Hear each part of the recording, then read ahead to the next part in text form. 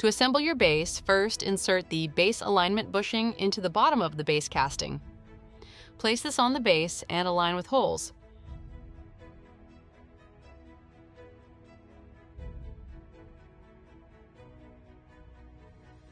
Firmly tighten all 4 bolts with the tool provided.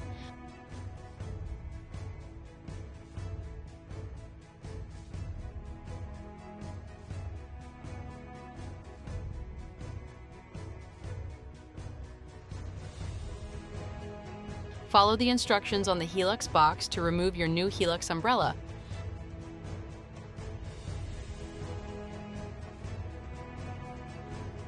To assemble your umbrella, insert the base pole into the base. Secure the pole by hand, tightening both knobs on the base casting. Next, remove the warning tape on your safety sleeve. This innovation eliminates the pinch point when inserting the canopy into the base pole.